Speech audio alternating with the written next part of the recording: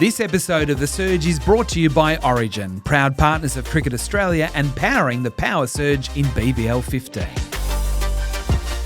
G'day everyone and welcome to The Surge here from the MCG, where we had 70,000 people here to watch the Melbourne Derby, and we had one man live out a dream in front of a packed MCG hitting the winning runs. He's the captain of the Renegades. His name is Will Sutherland. You've just done something very special, Will. Yeah, White, it's still pretty surreal at the moment. A bit lost for words. Obviously, dream come true for mine as a Melbourne boy to play in front of this many people is amazing, let alone to be able to play a part in a win for the Renegades at the end. So I'm incredibly pumped, and I hope this sort of kickstarts our season for the Gades. We'll talk about from a season point of view in a moment, but you've been sitting in the seats watching your Cats or watching Australia play growing up so many times in front of a packed house. Here tonight, to be out there in the middle, hitting those winning runs, the feeling, what's it like? Well, I imagine it's about as close as I'm going to get to playing AFL, so it's pretty cool from that point of view. Even walking out the race and seeing this many people tonight was amazing. Just trying to be clear out there and not get overawed by the moment, because it was pretty special. So I'm incredibly happy for Aussie cricket that so many people turned out, and I still pinch myself at the moment, a bit lost for words, but it was a lot of fun.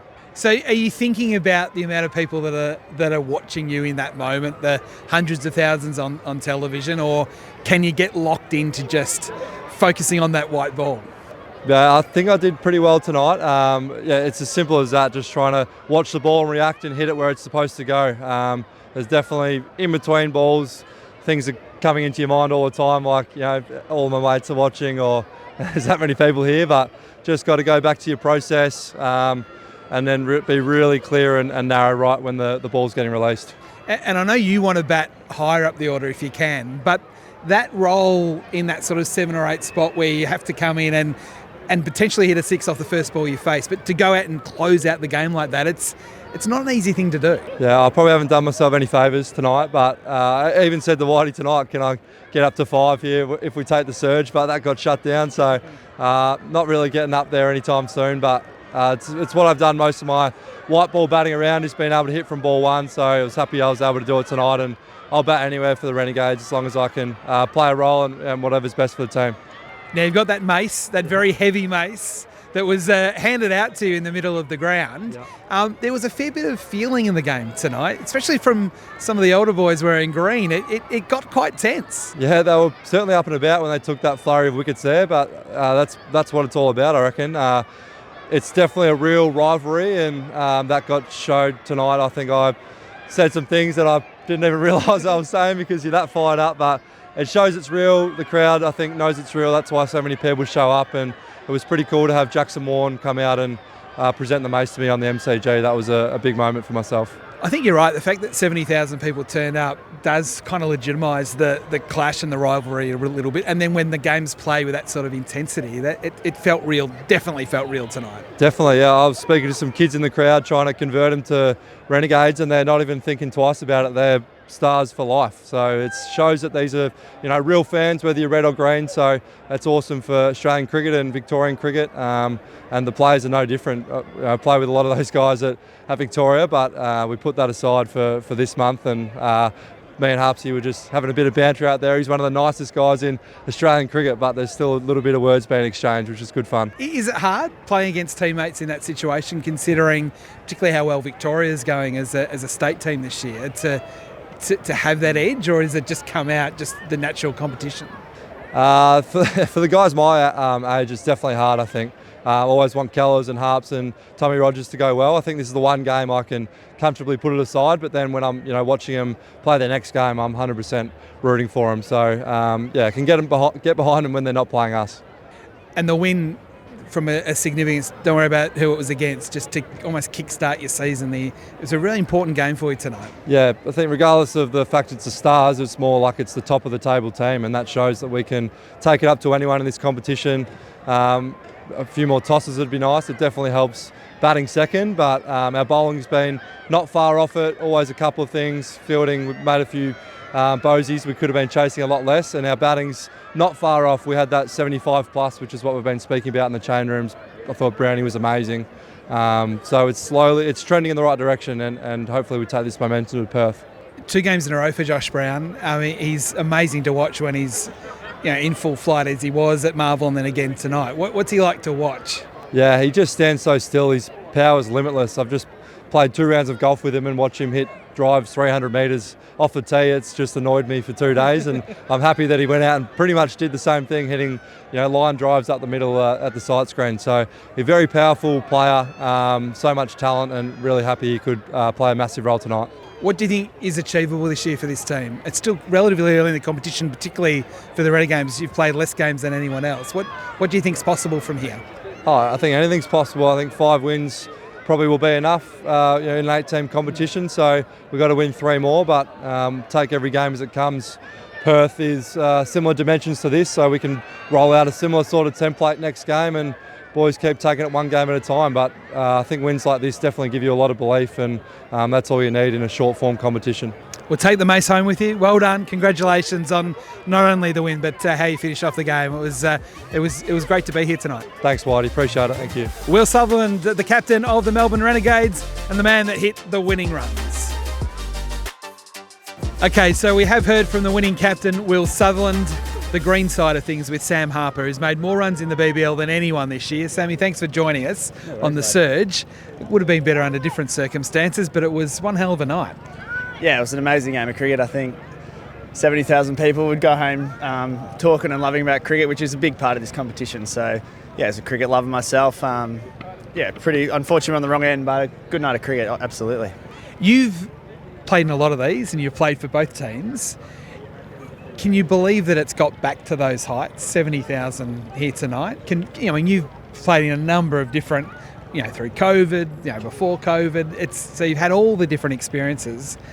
It was pretty big tonight, pretty significant. It was amazing, White. Even the last few days, knowing that there was going to be 60 or 70,000 people, you hear the murmur, and then you get the anticipation, the excitement of what could be, and then to be out there batting with Tommy Rogers in front of 70,000 people at the MCG was pretty cool. What's that feeling like when there's that many people there? You've played out here in front of a handful of people in Shield cricket, but when there's that many there, what's that like?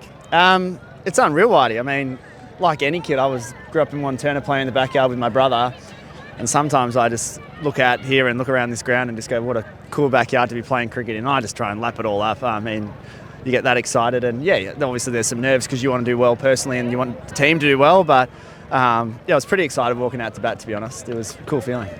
How different is it compared to when you do it in Shield cricket? Does it feel like a totally different place? Yeah, absolutely. I'd probably be lying if I said it wasn't. First and foremost, how much I love the Vicks and how much I love playing for the Vicks and how much I care about that. But I don't think anything quite gets the heart rate going like 60 or 70,000 people does, and opening the batting with Tommy there. What was it like from an edge? I was talking to Will Sutherland about this earlier, about the rivalry and whether it's fabricated or whether it's real. It felt real tonight, especially you guys as you were making that late charge. There's a fair bit of emotion out there. Yeah, I mean, we're cricketers who want to win, and we're all very competitive. So I was shattered when we lost to the Brisbane Heat the other night. I'm disappointed when we lose to the Renegades. But I think definitely when you get 60 or 70,000 people here, you get Sutho in with 13 off 6 and our captain's bowling their captain. It was almost the perfect script, really, apart from it not going our way, unfortunately. So, hopefully Marvel next Saturday's packed out as well. We can put on another great game of cricket. We'll just be on the winning side. What's happened in the last 2 games for a team that was almost faultless through the first handful of matches? The last 2 games, you're in winning positions in both of them. Is anything changed, or is it just the nature of T20 cricket? Yeah, it's so funny, Whitey. I mean, I always get bored to death of people asking last year, and 5-0, what changed? It's like, it's just little things. Like, if you look at Glenn Maxwell's last 4 or 5 games of the competition last, it was pretty special to watch. He's a pretty special player when he's going, and go figure, you win a couple of games when he does that. He makes 80 or 40 tonight, we probably win. So not saying that it's all on Glenn or anything, but it's T20's fickle margins. I mean, Southern hits that to deep square leg, they need 13 or 5 with a bowler coming in and we win. So it's just such small things. We're playing great cricket. Again, we made 200 the other night, nearly probably should have defended it. We've scrapped our way to 170, 180 tonight again with Stoyne and Maxi. So it's good to see other people contributing and nearly defended it again. So we're a great group at the moment. Feel like we're playing awesome cricket and we feel like we're set for big things.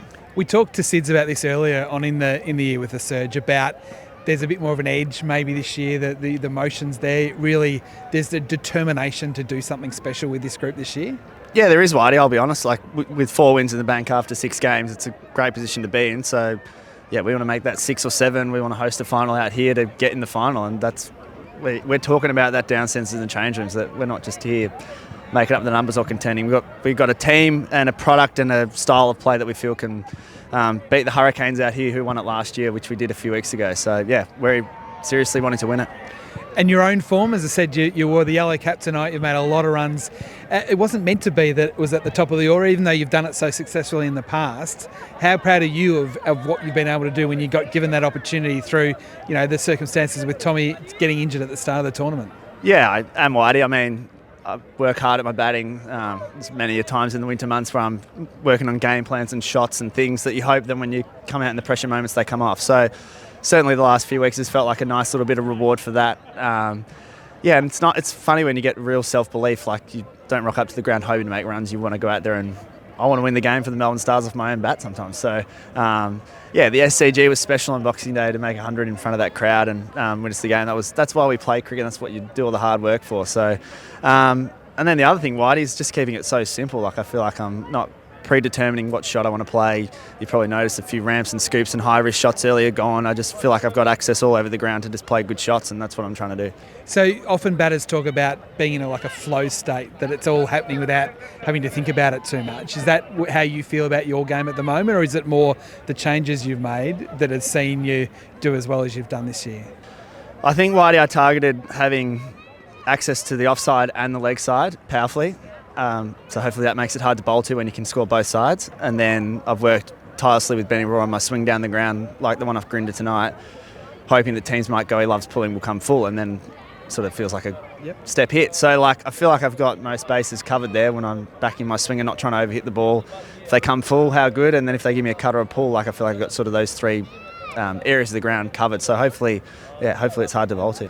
And then the last one on yourself, when you got the chance at the top of the order again, was it, yes, I know I'm ready for this, or was it, I'm going to prove people that I should have been doing this at the start of the tournament? Because I know how well you've been doing for Victoria through the start of the year, so I knew that was in you. I was interested in your mindset from when that chance came. Probably, Whitey, initially, I look at someone like a Mace and seeing what he's done at that number 4 position for the Sixers, and when I first found out I was going to be batting 4, as you followed our Vic stuff this year, I've really enjoyed the role of 6 and coming in at 4 down and what the game presents. I was initially excited for that, and I think Tommy Rogers in the next few games is going to do something that people are going to find pretty cool. I feel like he's batting really well at the moment. He just hasn't quite got away. And then, unfortunately, with that knee, Adelaide over with a 50-metre boundary, you're licking your lips when you get to open out there, and then just roll that into Sydney. I was really happy with. In Canberra, it was a bit of a different innings for me, but it felt like a mature innings that I probably wouldn't have played a few years ago. I would have tried to match Joey Clark instead. I just played Robin to his Batman and just played. I hope people watching just going, he's playing good, smart cricket. That's, at the end of the day, our job as a batter is to score runs. So I'm just trying to score as many runs as I can. Thank you so much for joining us. So I know it's tough after a loss, but especially the insights for young cricketers that are watching that might be able to pick up something from the way you've spoken so honestly about your own game. Really appreciate it. Yeah, easy, Whitey. Anytime. Sam Harper joining us, unfortunately on the losing side tonight, but they get to do it again next week. Another derby, this time at Melbourne Stadium. I hope you've enjoyed the super over tonight of The Surge. We'll catch you again with the next episode back in the studio with Mike Hussey. We'll catch you again then.